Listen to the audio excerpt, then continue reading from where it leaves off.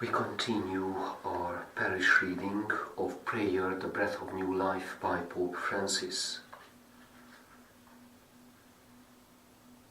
Prayer, praying in the many and varied vocations. And the ministers of the Church, bishops. God goes before us. We are only branches. We are not the vine. So do not silence the voice of the one who has called you, or delude yourselves into thinking that the success of the mission entrusted to you depends on your own meager virtues, your own, or the benevolence of the powers that be. Instead, pray fervently, indeed fervently, when you have so little to give, so that you will be granted something to offer to those who are close to your hearts as pastors. In the life of a bishop, prayer is the vital sap that passes through the vine, without which the branches wither and bear no fruit. So keep wrestling with God, even more so in the night of His absence, until He gives you His blessing. The wounds of that important daily wrestling in prayer will be for you a source of healing. You will be healed by God, so that you can in turn bring healing to others.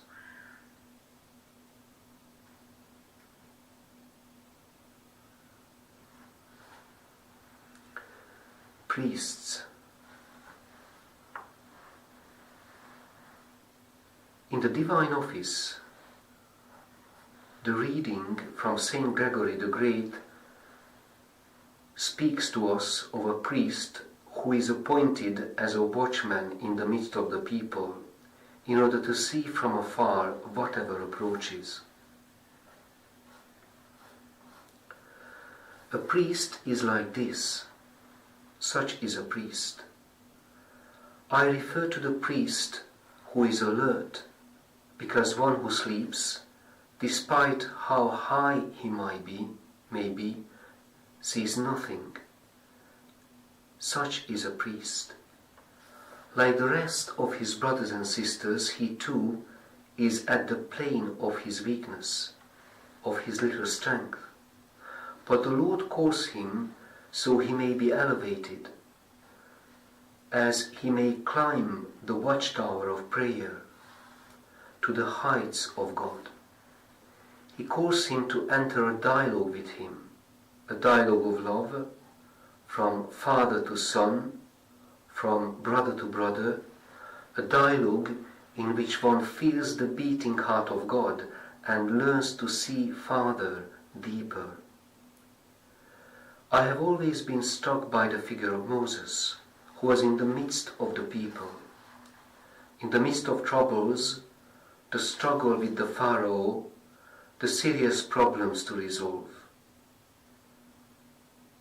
How when he stood on the shores of the sea and saw the Pharaoh's army coming, what do I do now?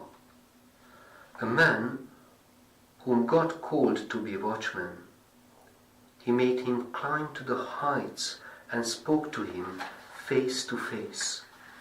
What a character, we might have said. What does the Bible say?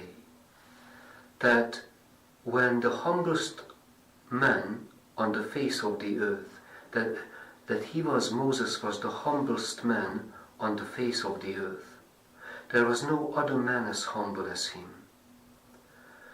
When we let ourselves be elevated to the height of the watchtower of prayer, to intimacy with the Father, so as to serve our brothers, the sign is humility. Perhaps you compare yourselves to this. However, when you are a little cocksure, a bit self-important, it is because we are halfway, or we think we can be self-sufficient. The Lord awaits us in prayer. Please do not neglect it. In the contemplation of His Word, in the recitation of the Liturgy of the Hours. It is not a good journey when prayer is neglected, or worse yet, abandoning it with the excuse of an all-consuming ministry, because unless the Lord builds the house, those who build it labor in vain. It would be a serious error to think that the charism can be kept alive by concentrating on external structures, on the framework, on methods or form. God frees us from the spirit of functionalism. The vitality of the charism takes root in the love you had at first. Here ends our reading.